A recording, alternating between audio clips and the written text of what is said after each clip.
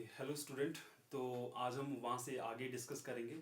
पिछले कल हमने जो अपना टॉपिक छोड़ा था वो था आपका लास्ट जो टॉपिक हमने किया था वो था अगर नेचुरल नंबर दिया होगा उसका जो क्यूब है उसका क्यूब का दिया होगा तो उसका समीशन कैसे निकालते हैं या उसका एवरेज कैसे निकालते हैं।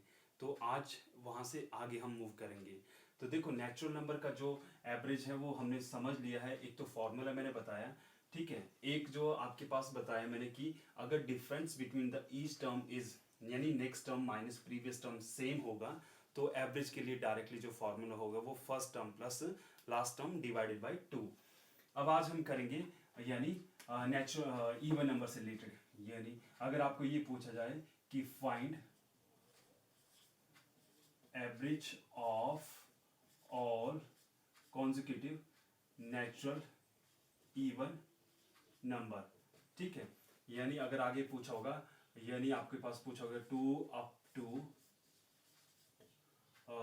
200 ये पूछा है तो इसकी एवरेज पूछिए। इस क्वेश्चन को हम दो तरीके से समझ सकते हैं। अगर इस तरीके से लिखा होगा या फिर ऐसे करके भी लिखा होगा आपका 2 plus 4 plus 6 plus 8 plus still going on कहां तक प्लस 200 तक, ठीक है। और इसका क्या पूछा है, इसका एवरेज पूछा है।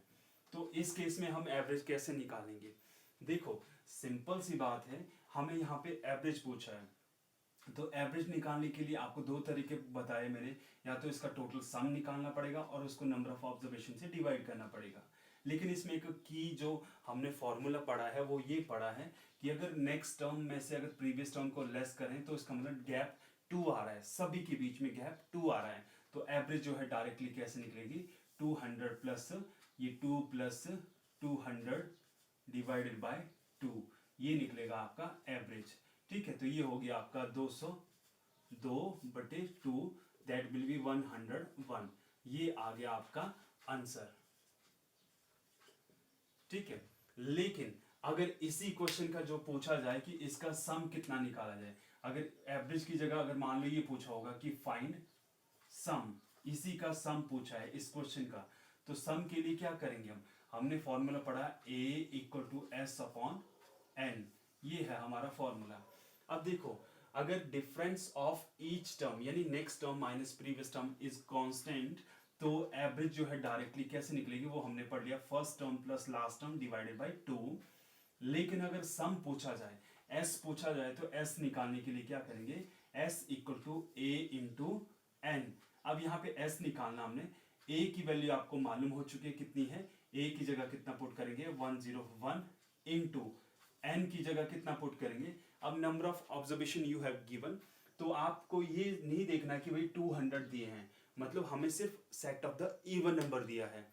तो अगर मैं ये बोलूं आपके लिए कि आप 1 से लेकर 200 तक काउंटिंग लिखो तो टोटल ऑब्जर्वेशन कितनी लिखी आपने 200। लेकिन इन 200 में से आधे हैं ऑड आधे हैं इवन। इसका मतलब लास्ट नंबर अगर आपका 200 है इसको हम कितने से डिवाइड करेंगे 2 से डिवाइड करेंगे तो n की वैल्यू कितनी आएगी आपके पास 100। n की वैल्यू आपके पास आएगी 100 तो s जो बनेगा वो बनेगा 10100। ये हुआ आपका सम। अगर इस क्वेश्चन का सम पूछा जाए यानी सम ऑफ द किसका consecutive even natural number, clear है। लेकिन अगर क्वेश्चन में थोड़ा सा घुमा के देते हैं कि अगर मान लो यहां से घुमा के ये दिया कि शुरू से नहीं दिया है तब कैसे करेंगे आप। अगर मान लो क्वेश्चन नंबर सेकंड में यहां पे लिख रहा हूं, अगर आपके पास ये बोला जाए कि find sum and average of all consecutive even natural number from 200 up to 450 ये बोला है। तो अब आपके पास क्वेश्चन ये पूछा है कि दो चीजें पूछी हैं, एक आपके पास सम पूछा है और एक आपके पास एवरेज पूछा है, ठीक है। तो क्या बोला है find sum and average of all the consecutive या consecutive even natural number from 200 up to 450। अब इस क्वेश्चन को हम कैसे सॉल्व करेंगे, तो देखो इसको अगर मैथ्स के फॉर्म में लिखा जाए तो इसको ऐसे करके भी लिखा दिया जा सकता है कि 200 plus 202 plus 204 plus 206 plus and still going on, last is 450, ये बोला है। तो सिंपल सी बात है, एवरेज तो इजीली निकल जाएगा। तो एवरेज कैसे निकलेगा? एवरेज के लिए डायरेक्टली क्या है, यानी first term plus last term. ये क्यों अप्लाई कर रहा हूं मैं first term plus last term? Because gap, because difference between the next term minus previous term is always same, that will be 2। अब इसके लिए हम क्या करेंगे, एवरेज के लिए क्या करेंगे, फर्स्ट टर्म और लास्ट टर्म को ऐड करो, तो it means 200 plus 450 divided by 2 directly, तो ये हुआ 650। 650 को 2 से डिवाइड किया तो आंसर कितना है 325। तो this will be your average. Average कितना है 325। पहला पार्ट हमारा सॉल्व हो चुका है, यानी पहला पार्ट हमने फाइंड करना था एवरेज। अब दूसरा पार्ट जो हमने सॉल्व करना है वो करना है सम। तो देखो सम निकालने के लिए क्या फॉर्मूला है आपके पास, सम निकालने के लिए फॉर्मूला होता है एवरेज इनटू एन, ठीक है।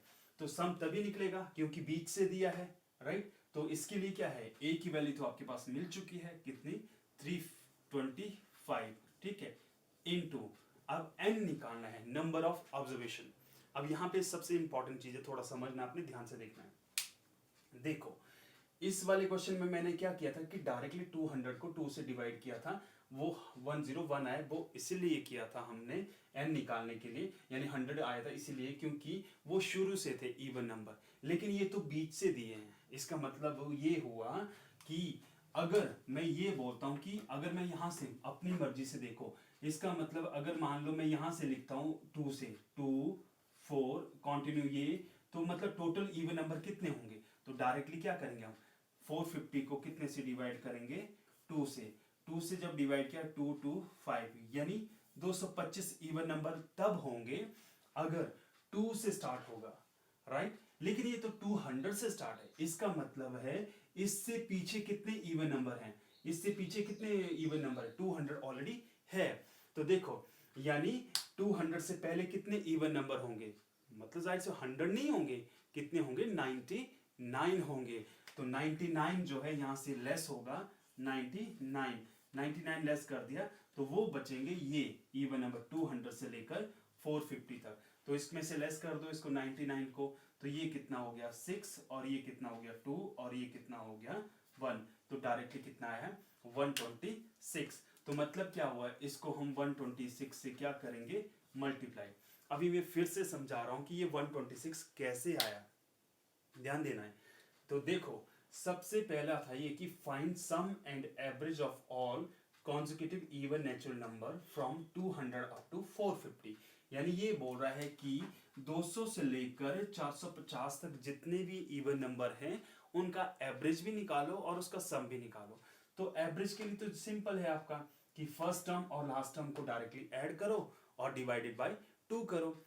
लेकिन अब n कैसे निकलेगा, अब n निकालने के लिए क्या करेंगे हम, अब देखो जाहिर सी बात है नंबर दिया है 200, ठीक है। तो चलो अगर इस तरह से भी नहीं पता चला तो देखो पहले इवन नंबर को क्या करो आप 200 को अगर मैं मान लो 2 से डिवाइड करता हूं तो वो कितना आया 100, ठीक है। अब लास्ट को करूं मैं डिवाइड तो वो कितना आया आपके पास, वो आया आपके पास डायरेक्टली 225।